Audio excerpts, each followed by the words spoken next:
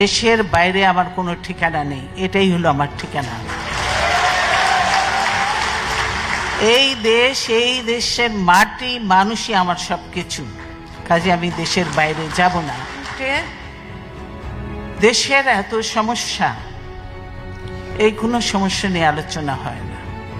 দেশে শুধু গালি গালাজ, পার্লামেন্টে গালি গালাজ, আমরা পার্লামেন্টে নেই, কোথাও নেই, কিন্তু শুধু পার্লামেন্টে খালেদা জিয়া, তারেক রহমান আর জিয়াউর রহমানকে নিয়ে চলছে তাদের যত গালি গালাজ আমাদের ইয়ে করছে। হ্যাঁ, এইটা হলো তাদের কাজ। পার্লামেন্টে কোনো কিছু হয় না, কাজে এই অবৈধ পার্লামেন্টে আমরা জানি, এই অবৈধ পার্লামেন্টে যত কিছু আইনি পাশ করুক, সত্যিকারের নিয়মতান্ত্রিক নির্বাচন হয়ে জনগণের সরকার আসলে কখনোই এই আইনগুলি কার্যকর হবে না। কারণ যে অবৈধ পার্লামেন্টের আইন এগুলি কার্যকর হতে পারে না।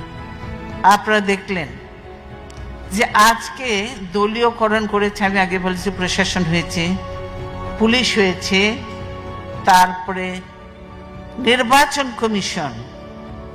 এই নির্বাচন কমিশন পুরো দলীয়করণ, সব দলের লোকজনকে বসেছে। কাজে এই নির্বাচন কমিশনের অধীনে কোনো নির্বাচন কি সুষ্ঠু হবে? হবে না। এই হাসিনার অধীনে কোনো নির্বাচন কি সুষ্ঠু হবে? এতগুলো কিছু দেখার পর হবে না। যার জন্যই আমাদের ডিমান্ডটা আমরা নির্দলীয় যে নাইব, আমরা বললাম নিরপেক্ষ সরকারের অধীনে নির্বাচন হতে হবে, হাসিনার অধীনে হলে হবে না। আর নির্বাচন কমিশনকে পুনর্গঠন করতেই হবে, কমপ্লিট পুনর্গঠন না করলে এই নির্বাচন করা, এই রকিবউদ্দিন আর হামিদুদ্দিন দিকে দিয়ে পার্লামেন্ট নির্বাচন করা সম্ভব নয়।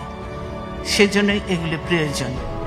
দেশ আজ গণতন্ত্রহীন অবস্থায়, যার জন্য দেশে এইসব ঘটনা ঘটছে, একের পর এক যে ঘটনা ঘটছে, এই গণতন্ত্রহীন অবস্থায় রয়েছে।